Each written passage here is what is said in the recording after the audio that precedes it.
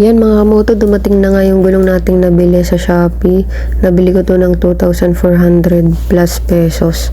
So yun, pakabit na natin agad to kasi hindi na ako makintay makita yung tindig nito sa ating motor.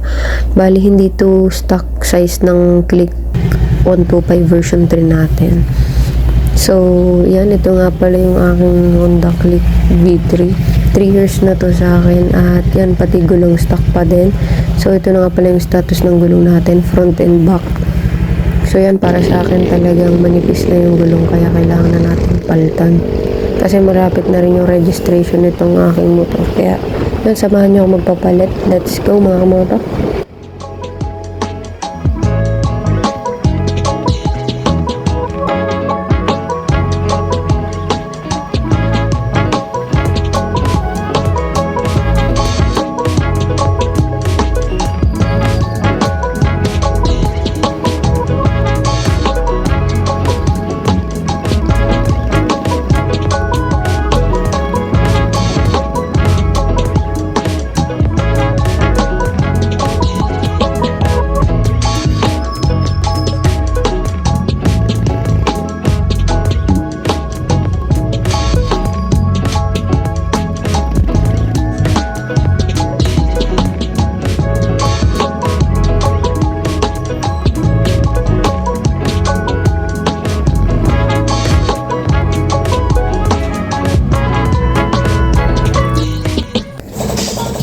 Yan mga kamoto, dito na nga tayo sa vulcanizing shop kung saan natin pakabit ang ating gulong. Ang sukat nga pala ng gulong natin sa likod ay 100 by 90 by 14. Sa unahan naman ay 90 by 90 by 14.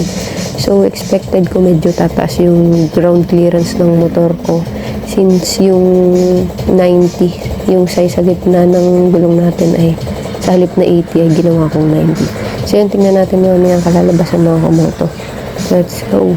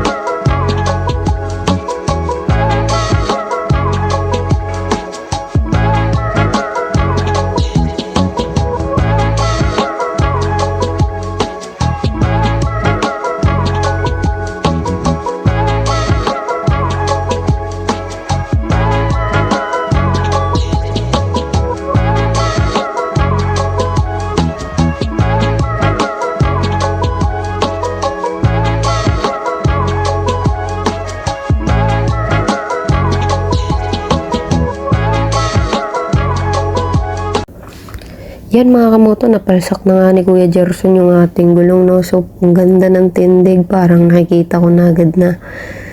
So mga kamoto, ayan nga pala yung Euromina brand na motor mga kamoto.